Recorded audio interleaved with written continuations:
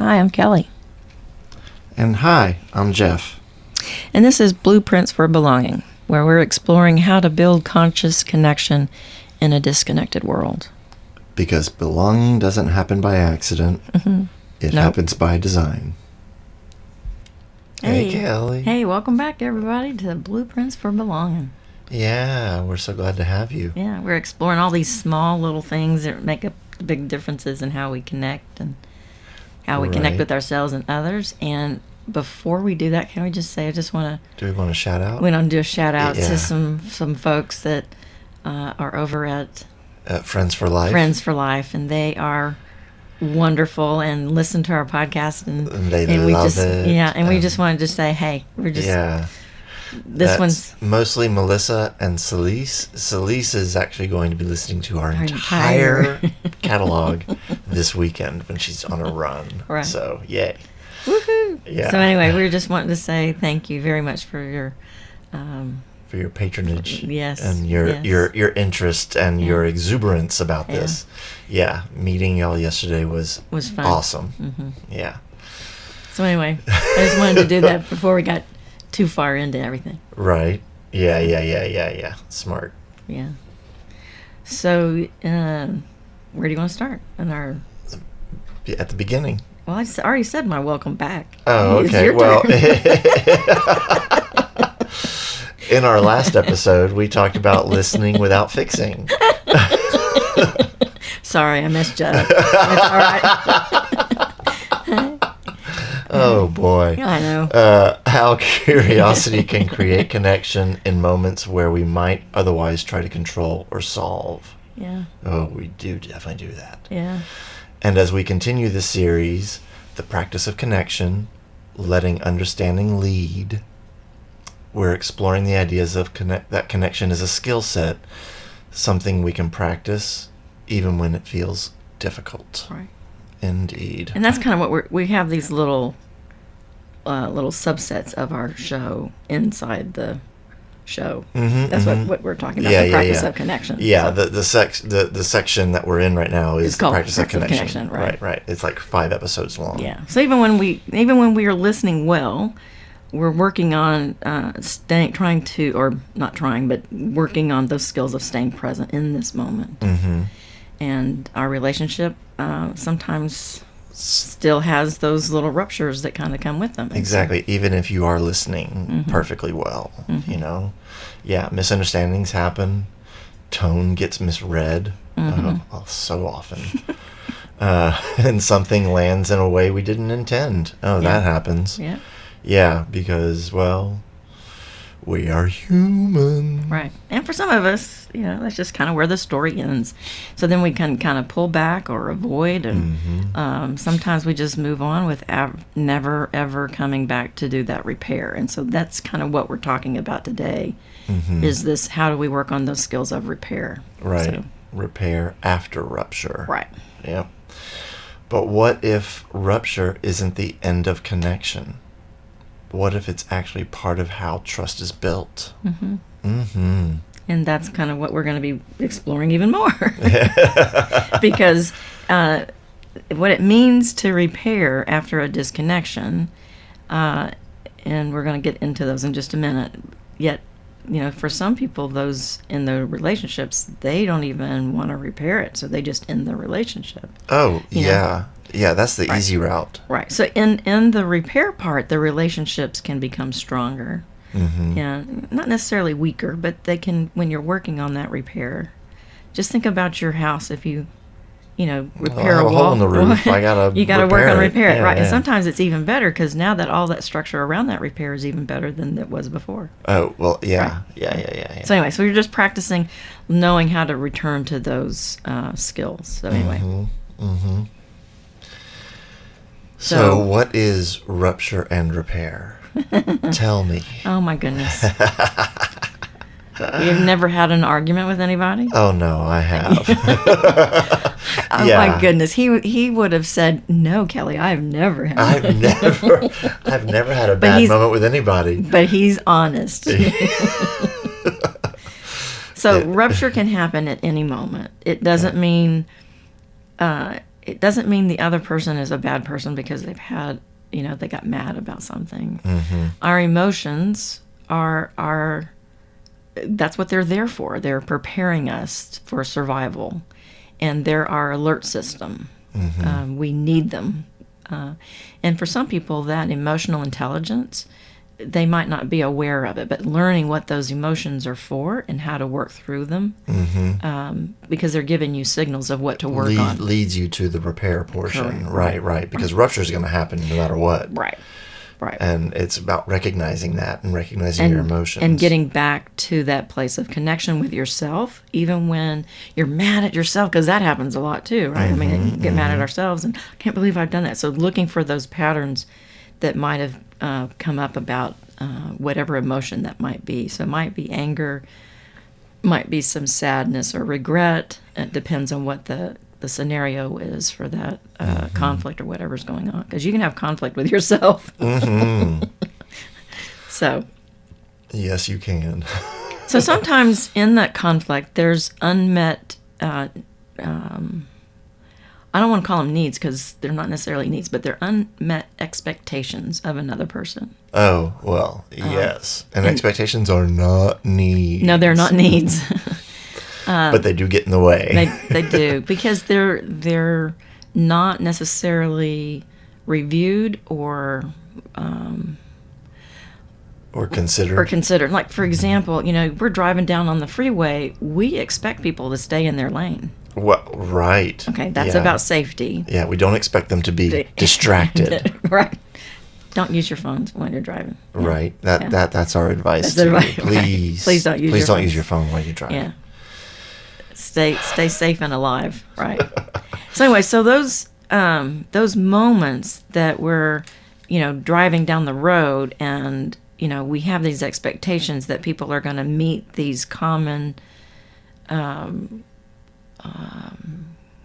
suggestions, but what is it? Common agreements that we have about driving on the freeway or the road.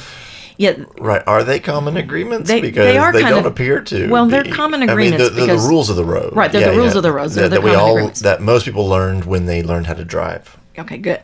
So now we have that scenario. But think about relationships. Mm-hmm. We don't necessarily have those common rules of the road. No, nobody really taught us. No. We did. We learned from our parents. We did learn this. But you learned say thank you. Yes. Say please. Oh, yeah. And then go to your room. when you didn't do whatever you're supposed to do. Right. So anyway, so we have, these are kind of some common things that we all have. It doesn't matter what your education is. It doesn't matter where you come from. Everybody has this as part of what's being human. Mm-hmm. And so this is not about avoiding it or minimizing it. It is about creating this awareness to it and have this growth or nurturing yourself and understanding that this is kind of coming up for me. If I'm looking at what those patterns are, then I can maybe have some ways to understand it or maybe avoid it or deal with it in a different way. Right. That's probably preferred. Right. Rather than avoiding. Right. And then everybody else has their own.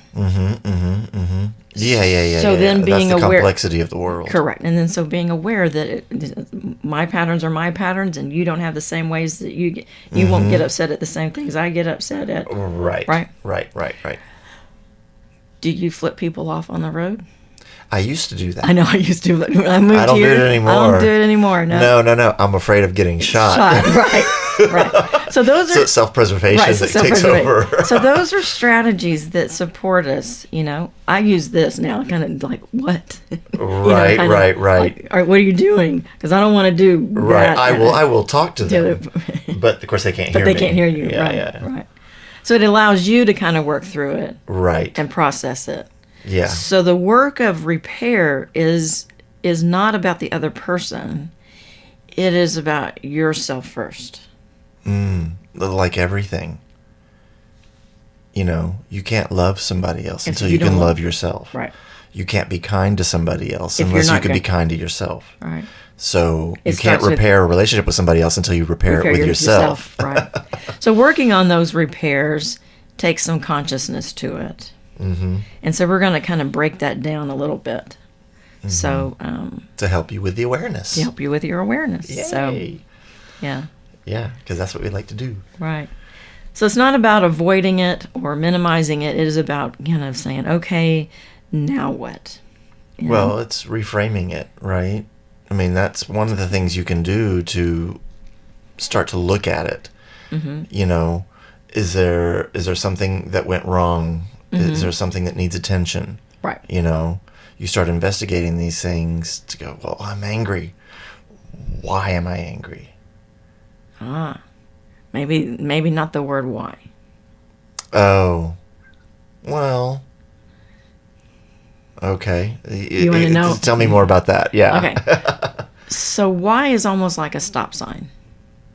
Okay. Because usually we don't know the why. Right. We don't and know we why. avoid things we don't know. Uh-huh.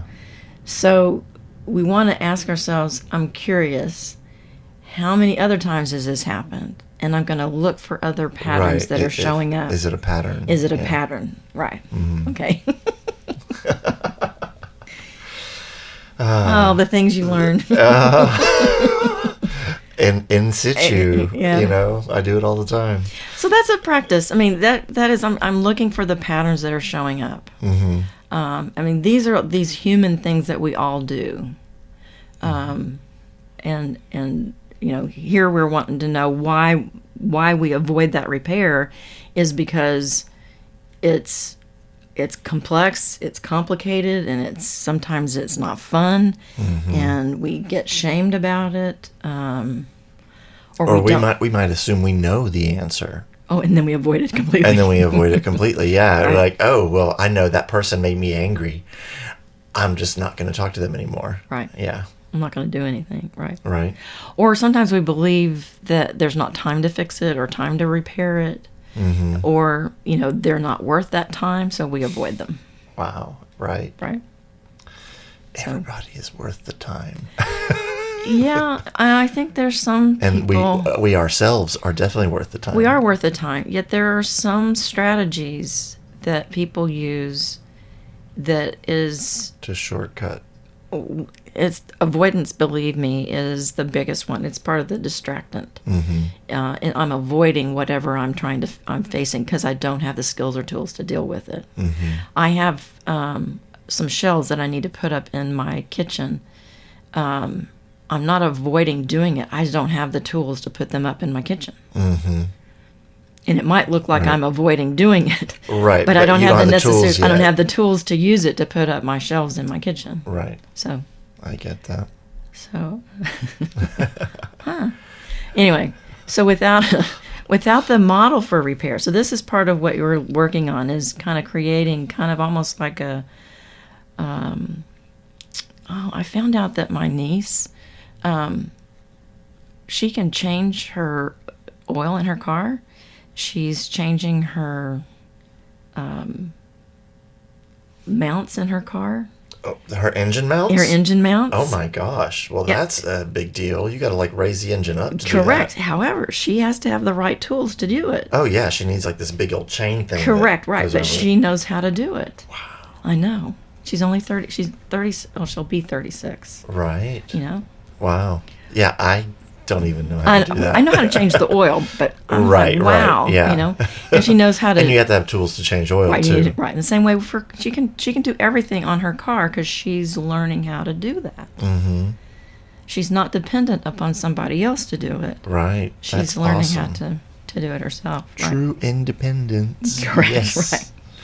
So anyway, so sometimes this repair can feel a little too risky to visit or revisit, especially if it keeps repeating over and over. We might not be able to know how, because I did it the last time and they didn't do anything. And it And made then things it worse. made things worse, and yeah. they're not paying attention to what I'm requesting them to do, Right. and so it keeps repeating over and over and over again. Right. The rupture keeps repeating. Correct. Yeah. Right. So anyway, that disconnection kind of stays there, and then it kind of builds these stories that go around that disconnection. And those stories might sound like, you don't love me, you don't care about me, you do this all the time just to piss me Me off. Right? You're doing this intentionally to piss me off. Right. Why do you do this? Right. You're killing me. Right. So anyway, so those stories, they start to go off, and they, in some ways, they reinforce this rupture. Okay? And then they prolong the repair. Yeah. Well, they delay it incredibly because you already know all the answers, right? You don't, but you think you do. So anyway, so that distance that they might have from that rupture or that argument or whatever that disagreement might have been, there's not an invitation to work on that together, because part of that story is, I'm fearful, what if they don't like me anymore? What if they hurt me again? Right. What if it doesn't help? What if I make it worse and I just end the relationship, and I don't really want to do that yet? Right. Yeah. Wow. So anyway, so those are the kind of the whys behind we avoid doing any repair. Now let's going to talk a little bit about kind of creating that internal awareness about this rupture that you might have had. This is where you're starting to look for those patterns that are showing up. That pause before you said why is, what are the patterns that I see that might be there? So for some, I'm going to just use this as an example. For some people, they might have somebody in their life that keeps doing something repeatedly over and over again. Let's just say they leave the lid off the toothpaste. That's an old relic one, right? And they don't put the lid back on the toothpaste anymore. But well, they've now created a structure now that you can close the lid to the toothpaste. You don't have to take it off, right? Right, but they can still leave it open. They can still leave it open. Okay. All right. So, but we're looking for inside, kind of what's going on with me. What are the assumptions? What are these emotional reactions that I might be having? What is the meaning I created around in that moment? The meaning might sound like, you don't care about me. You do this all the time to piss me off.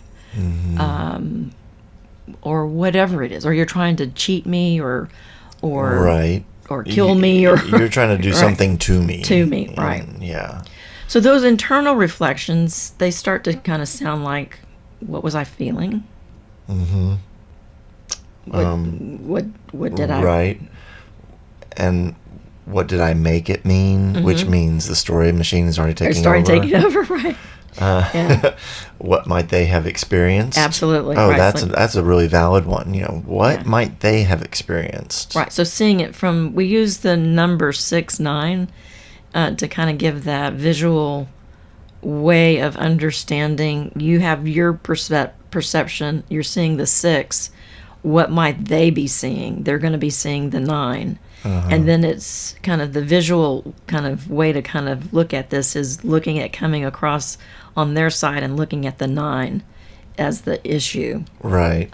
Versus just staying and looking at your 6. 6, right. Yeah, I still see a 6. I know. So this is, what part of this issue is mine? Because I want to make sure that I own mine.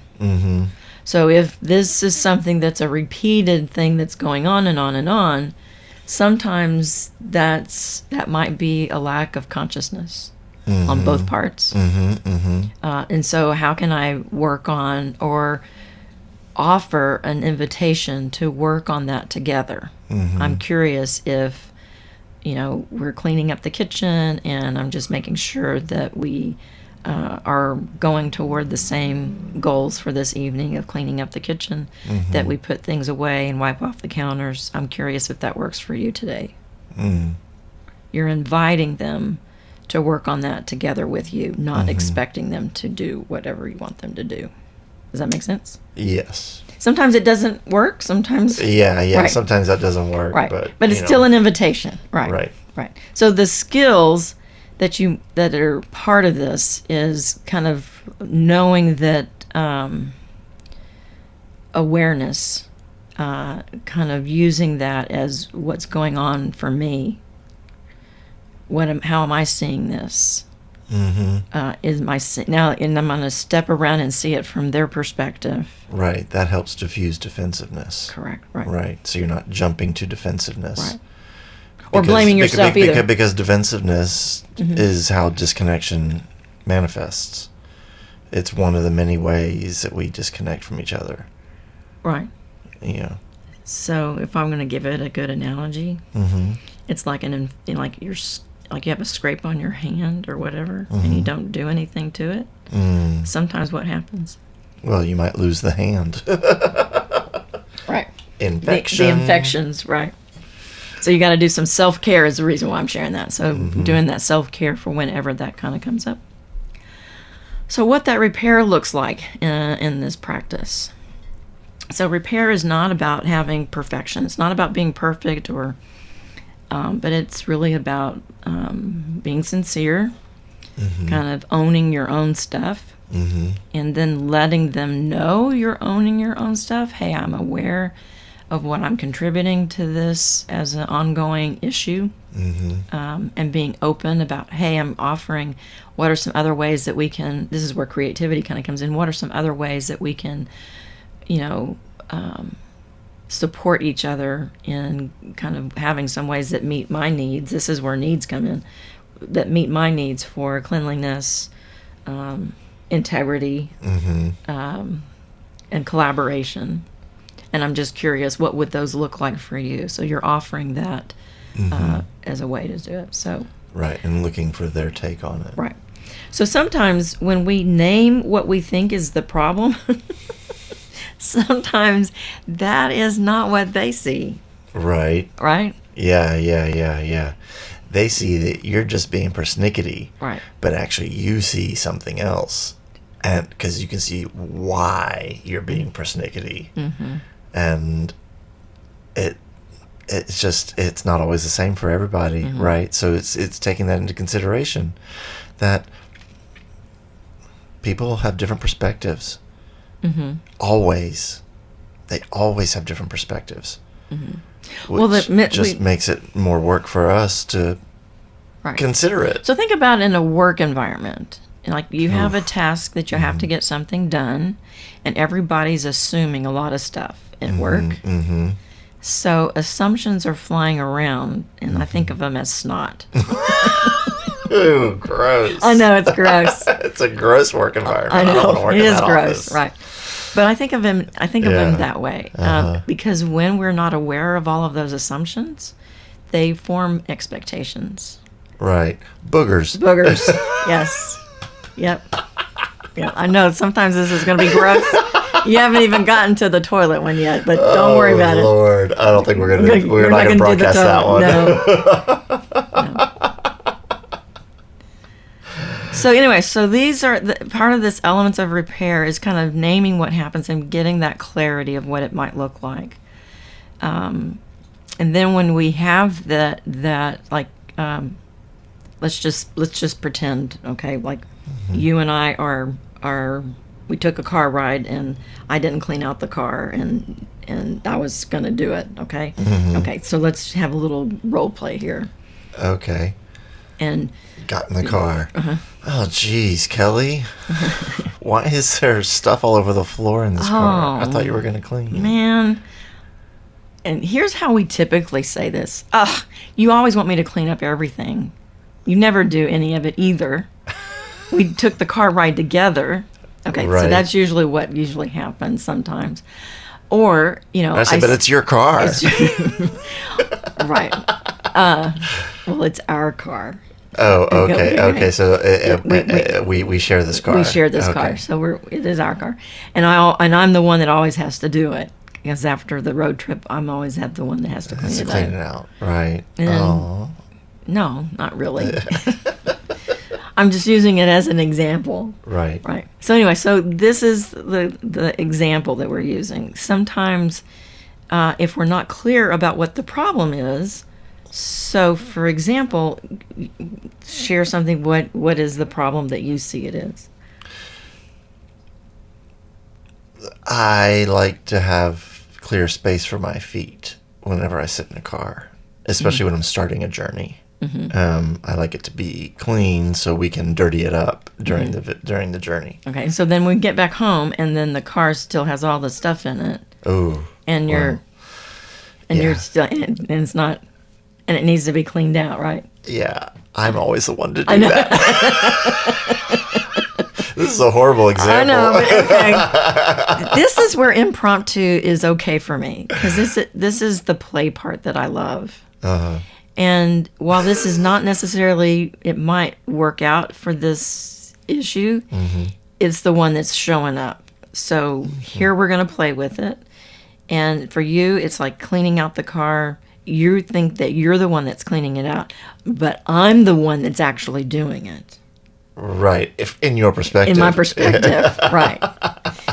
So let's get to the bottom of that. So good. So this is where we notice the issue is we both think that we're the ones that has to clean it out. Right. And that builds resentment, on both sides. Yeah.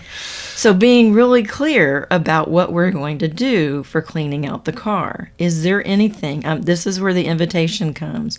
I'm curious, what are you willing to do about cleaning out the car?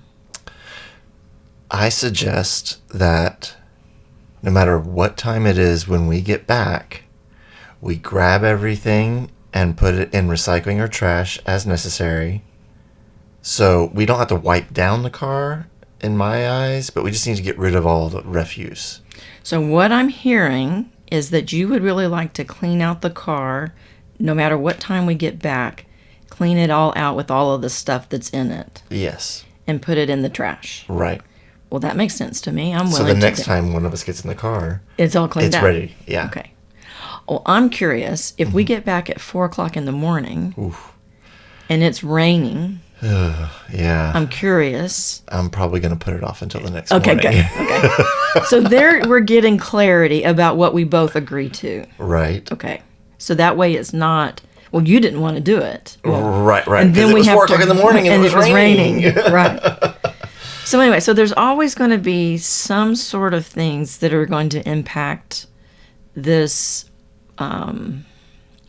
repair or working on something, and to be aware of those without working in the defensiveness that kind of goes with it. Because I'm going to be cleaning out the car, and I'm going to expect you to be helping me because you said you were going to help me no matter what time we got back. Isn't that right? Right. Yeah. Even though it was 4 o'clock and it's raining. Okay. But until we agree that no, we're not going to do that. Right. We get as we're arriving home, we say, well, I know we agreed to clean the car out right as soon as we got home, but I'm tired. It's 4 a.m. and it's raining. So can we just do this tomorrow? Right. We can.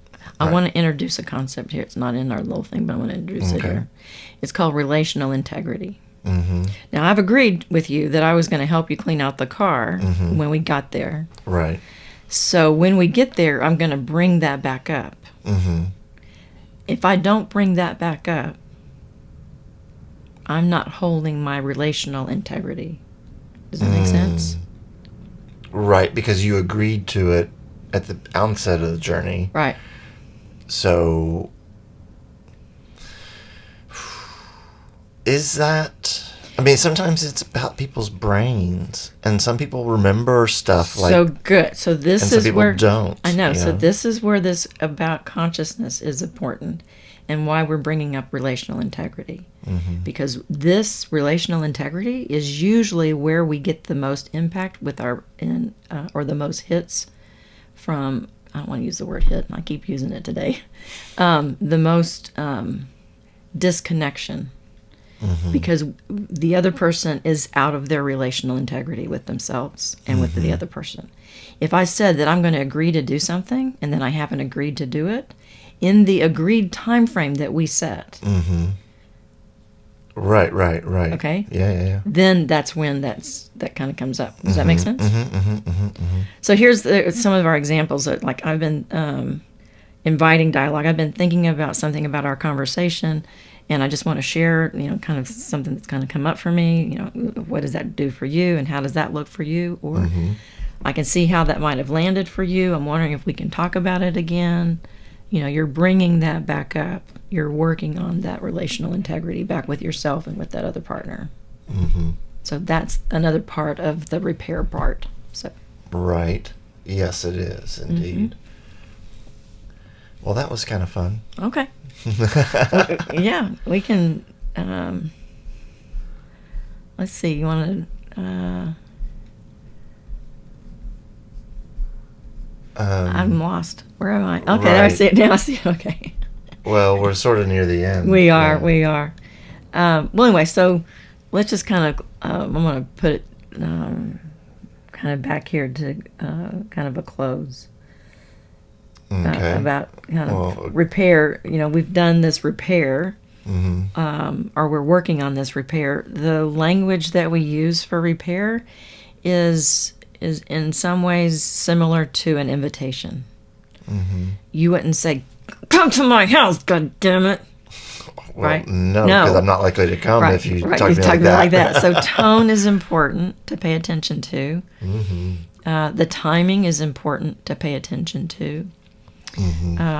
So when you're working on these repair skills, it is paying attention to how that might come across if another person is viewing you. So in some ways, you're coming over to their 9. If you're looking at your 6th, you're looking at their 9. So you're looking at yourself from their perspective. So. Right. Which is not always easy, but it's the way forward. Well, sometimes,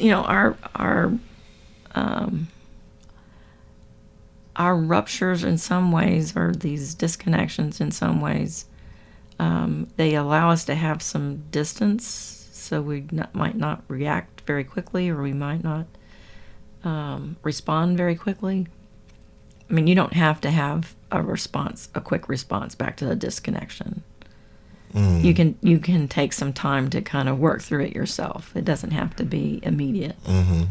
So, kind of slow things down.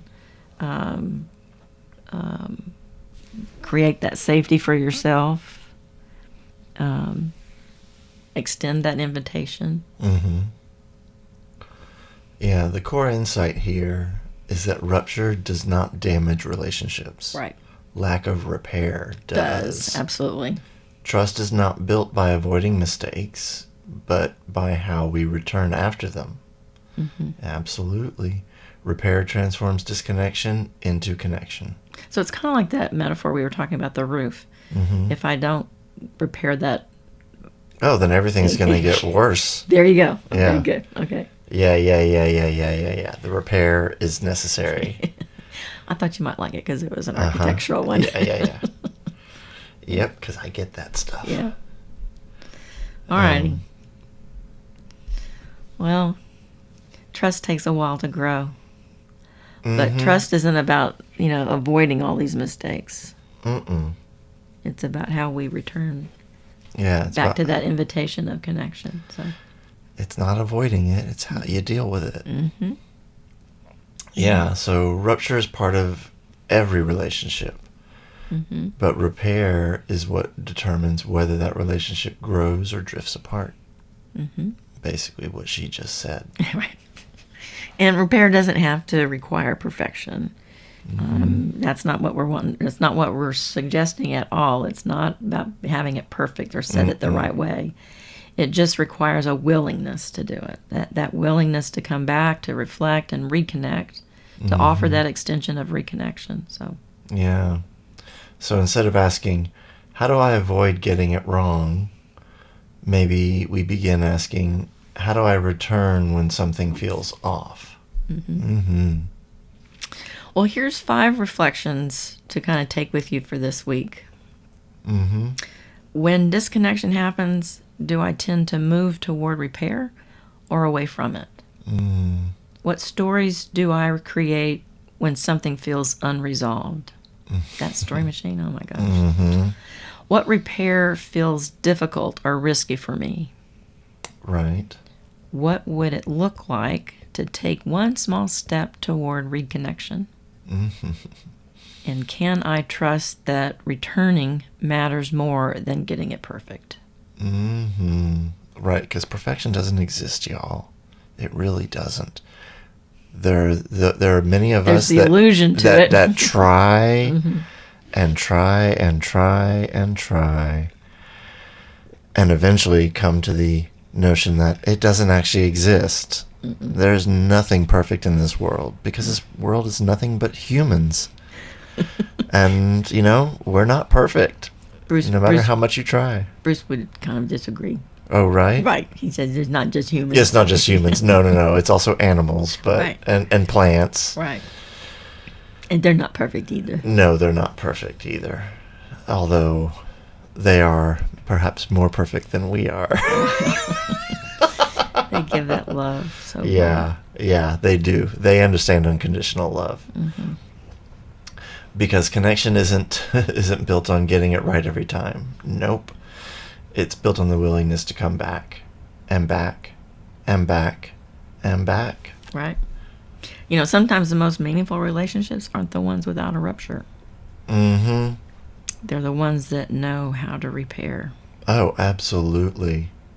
Yeah. Because that's what it's all about. Right. Well, thanks everybody for listening. Yeah, thank you very much.